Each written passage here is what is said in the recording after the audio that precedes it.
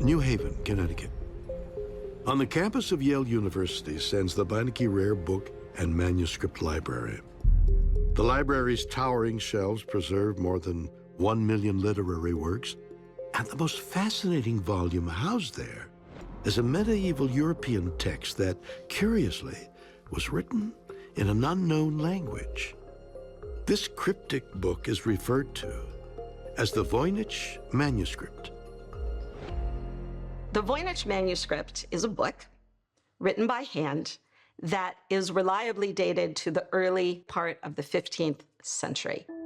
The book consists of around 102 pages, and there are quite a significant amount of text and illustrations.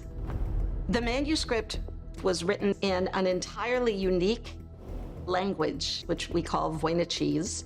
When you are faced with a language you can't read, all you can do is look at the illustrations.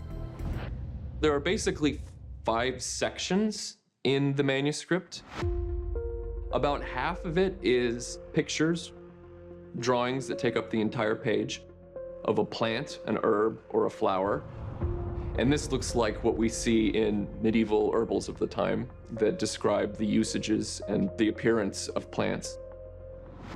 And then there is a cosmological section. We think it's cosmological because there are stars and suns and what look like cosmological objects. But then there are various pages that are just entirely paragraphs and paragraphs of running text. So we have no other examples of this script anywhere. We don't know what it's about. We can't read any of it. For centuries, the Voynich manuscript has intrigued and baffled people around the world. While we are at a loss as to what information these pages contain, we're not alone. Because this strange writing has been a secret code for hundreds of years. So why would anyone choose to write in a language that can't be understood? The fact that the manuscript is written in a way that nobody else could read it suggests that it is preserving knowledge that someone wanted to keep secret. It could be a known language that has been enciphered. When you look at the pictures, it contains drawings that make it look like an alchemical or magical text that include incantations, astrological information, that sort of thing. And so there's been some suggestion that Voynichese represents an attempt to encipher what is considered to be sacred and potentially dangerous knowledge because of the taboos of the day. We've all heard tales from the Middle Ages about secret sorcerous texts, filled with forbidden knowledge about alchemy and magic spells. Is it possible that the Voynich manuscript is a real-life version of such legendary books? For the moment, we obviously can't say for sure because its language remains indecipherable. But perhaps further clues about encoded ancient writings can be found by examining a much darker and more disturbing text from the 16th century that is known as the Book of Soga. The Book of Soga in total is about 200 pages long. Inside, you'll find instructions for magic spells, incantations, talk of witches, talk of angels and their genealogy, talk of demons, how they can possess someone, and how they might tie back to our natural world. It's dark, twisted stuff, to be sure. The Book of Soga was written in Latin, and its contents are both fascinating and unsettling. But the most enigmatic part of the text is its final pages, which were all written in code.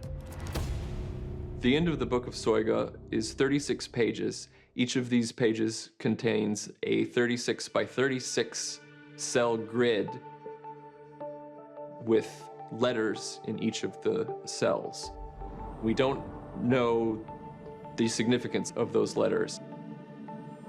You've got around what appears to be 40,000 different letters, characters, symbols that seem to be arranged in just a random order.